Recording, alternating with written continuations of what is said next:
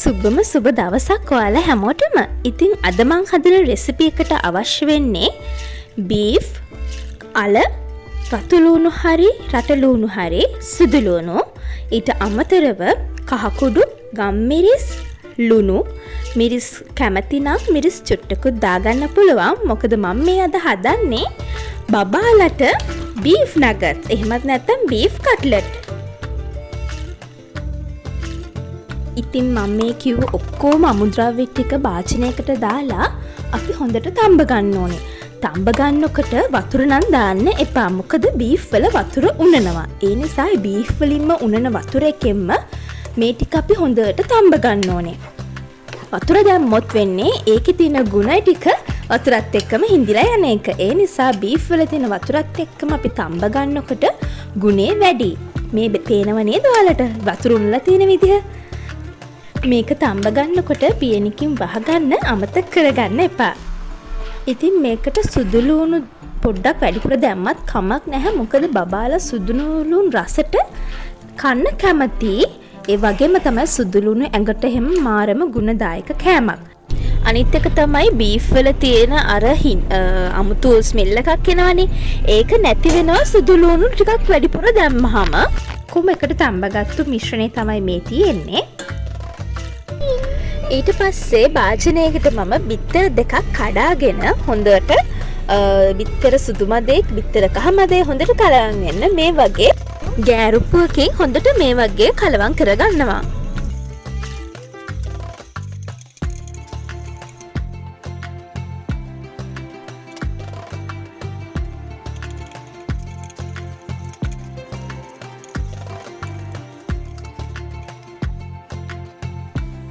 ඊට පස්සේ ඔයාලගේ අර බීෆ් මිශ්‍රණයට හරියන්න ඔයාලගේ ප්‍රමාණයන් අනුව බිස්කට් කුඩුවේ පාම් පිටි එකට මම කලවම් කරගන්නවා හොඳට.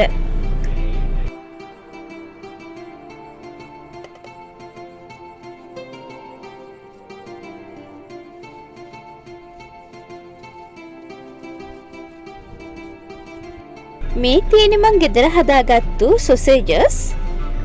බබාට ඉතින් මම සොසේජස් පිටින් කඩෙන් ගෙනලා දෙන්නේ නැති තරම් ගෙදරම තමයි මම සොසේජස් හදලා දෙන්නේ බබාට කන්න.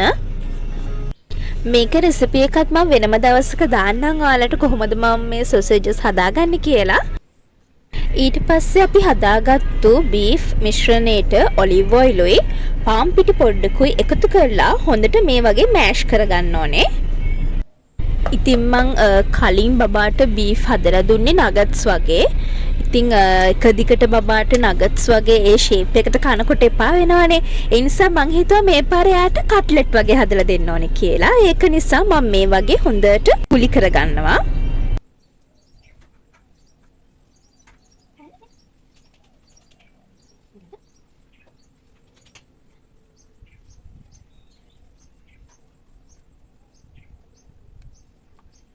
ඊට පස්සේ අපි ගුලි කරගත්තු කට්ලට් ටික මේ වගේ බිත්තර එකේ ගාලා ඊට පස්සේ බිස්කට් කුඩු පාම් පිටි මිශ්‍රණය තවර ගන්නවා.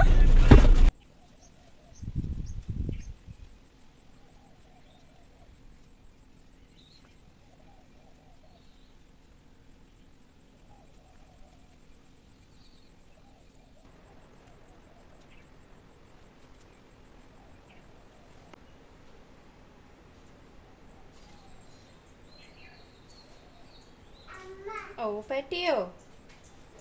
ඔව් මණික. අදින්න එපා ඒක අම්මට ඕනේ. හොඳ ඇඳුම් වලට.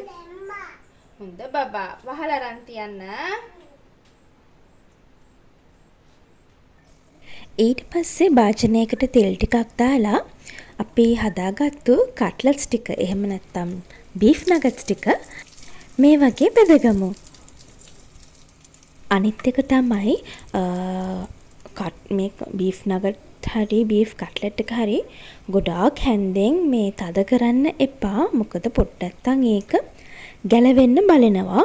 මොකද ඒක මේ අර කට්ලට් වගේ මාළු වගේ අර මිශ්‍රණේ එකට හිටින්නේ ඒක පොඩ්ඩක් ගැලවෙන්න බලනවා.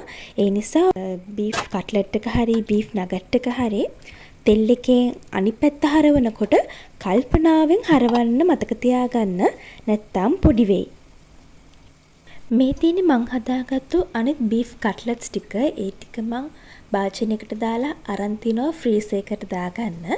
අවශ්‍ය වෙලාවට තියෙන්නේ අපිට ඒ ටික එළියට තියලා අරගෙන බෙදගන්න.